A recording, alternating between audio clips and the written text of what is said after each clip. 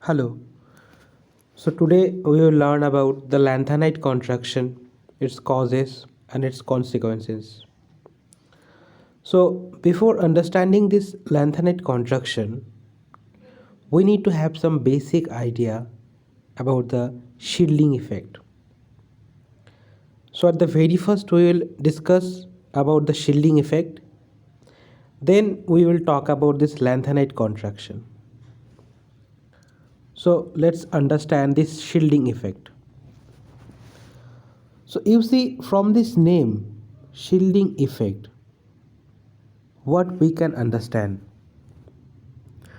So this shielding effect means that the electronic charge that is present in the nucleus,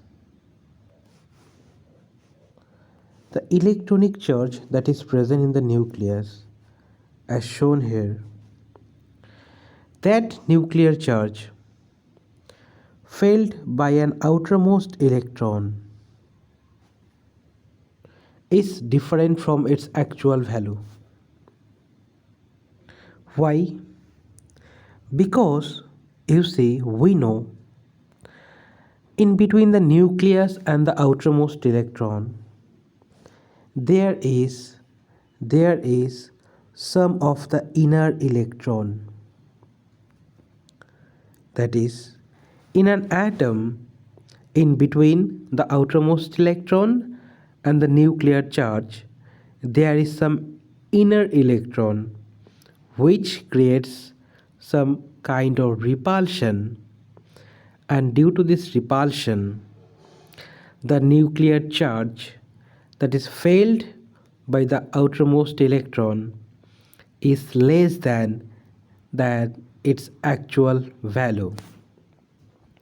So how the inner electron can decrease the effective nuclear charge for the outermost electron? Now that thing we'll try to understand. So you see in this picture I have shown you the nucleus which has the nuclear charge of say Z plus. Now this nuclear charge was supposed to fail by the outer electron, but the outer electron feel the nuclear charge less than its actual value due to the repulsion that is created by the inner electron. Now you see in this picture I have shown you, this is the outermost electron and these are the inner electrons. Now the electrons, either it is outermost shell or the inner, so they are negatively charged, and the nucleus is a positively charged. So there will be an attraction in between the positive and negative charge, and there will be a repulsion between the negative and negative charge. So you can see that the outermost electron is attracted by the nucleus through this line, and it is repelled by the inner electron through this line. Okay, so two opposing factor is working here. One is the attraction and the other is the repulsion. The attraction is greater in amount and it overcomes the repulsion, and ultimately the outermost electron is attracted by the nucleus. But the extent of attraction that was supposed to be, so that amount get decreased, and thus the effective nuclear charge or the attraction that is felt by the outermost electron is less than this actual value. Now this is called the shielding effect. So who are showing the shielding effect?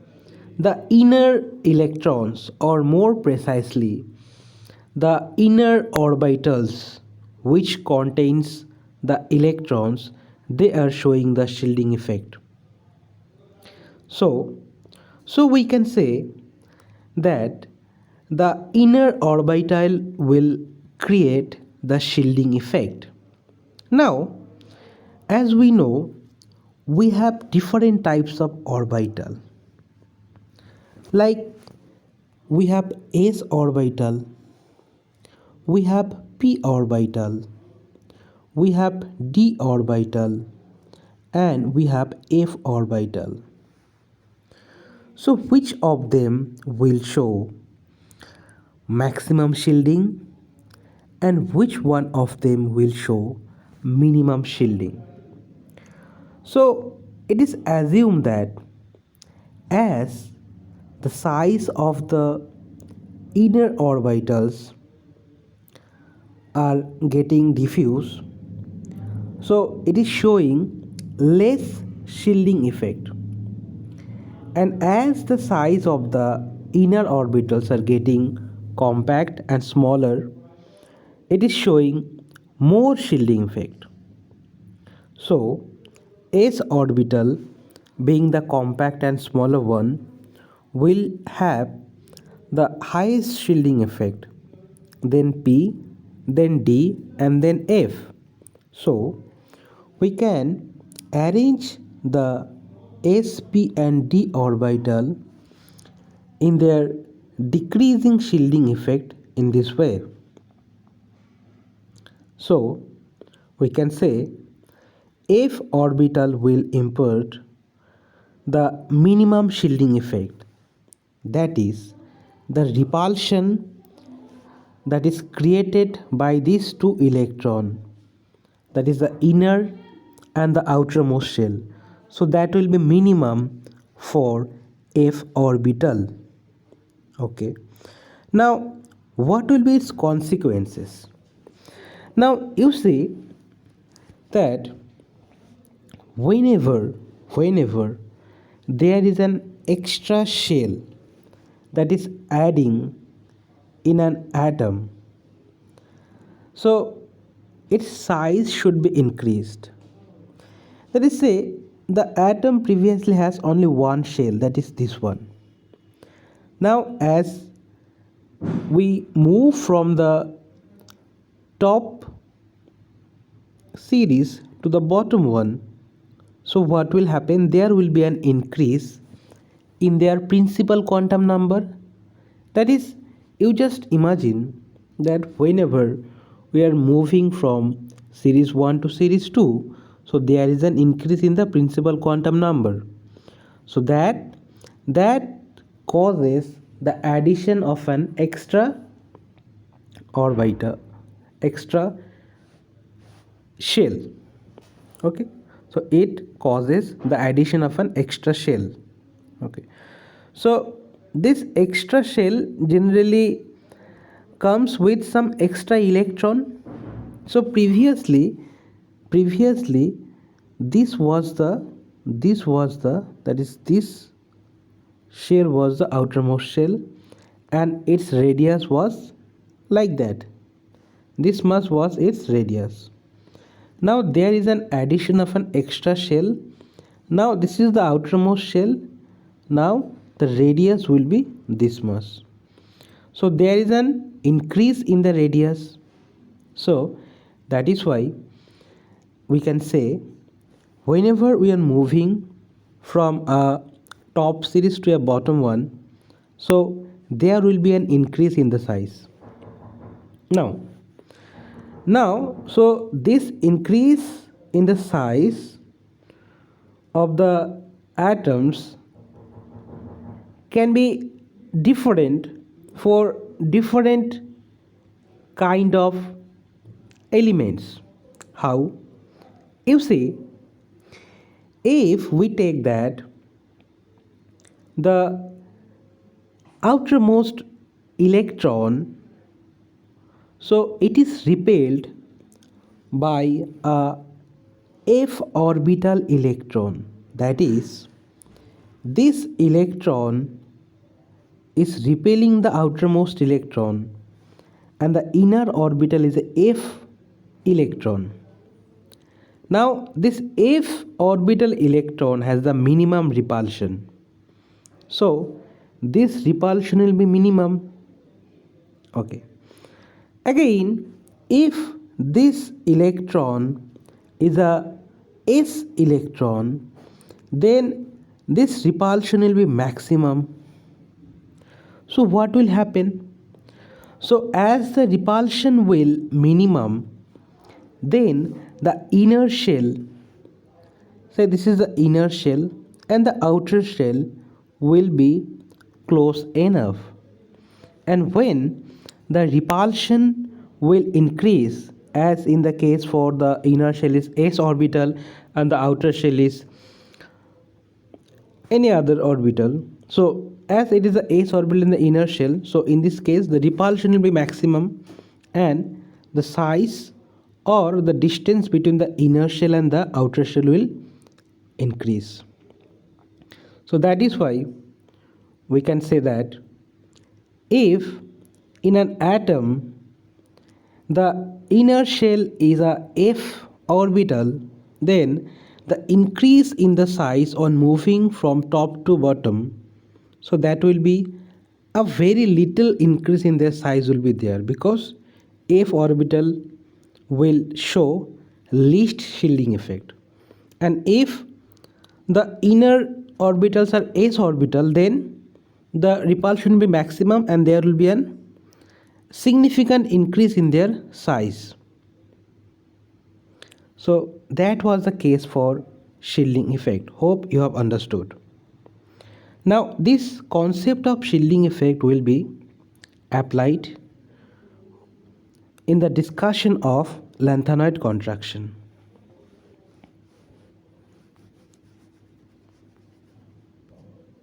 So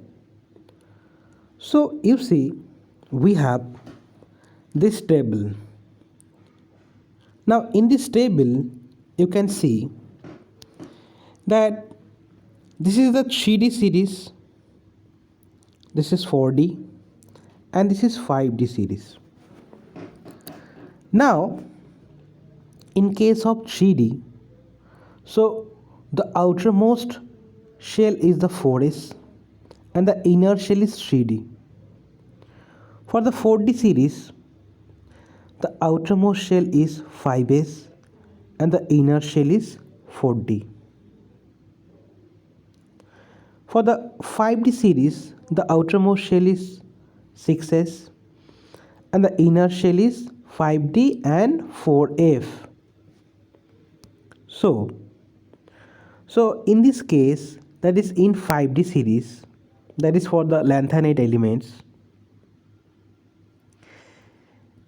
there is f orbitals. There is f orbitals in the inner orbitals for the 5D series.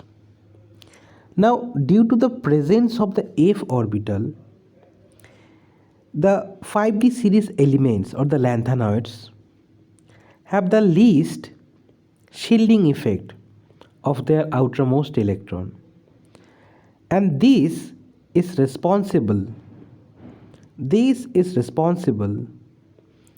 for the lanthanide contraction. How? Okay, now that thing will be more clear in the next slide. You see, this is the 4D series and this is the 5D series. Now if we move from the 4D to 5D series after lanthanum, you see this zirconium and hafnium. So if we move from top to bottom, you see, so the atomic size in case of zirconium in 4D is only 1.60, and for hafnium in 5D it is 1.58. So you can see that the atomic size is more or less same, although we have moved a series below from 4D to 5D. So there should be an increase in their atomic size, but it is not getting increased. It is remaining more or less same. In case of the next elements, you can also see, say for this niobium and tantalum, and for this say molybdenum and tungsten. So their sizes actually remaining the same, the exact value 1.46, 1.46, for molybdenum 1.39, for tungsten 1.39. So you can check the values for the rest of the group elements. Okay. So what is the reason behind that? The reason is that whenever we are moving from 4D to 5D, so in case of 5D, there is an inner 4f orbital. There is an inner 4f orbital.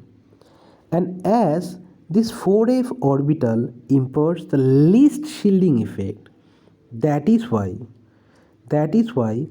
the repulsion between the inner shell and the outermost shell is minimum, and thus the size that was previously for 4D electrons and for the 5D electrons, so they are remaining just the same.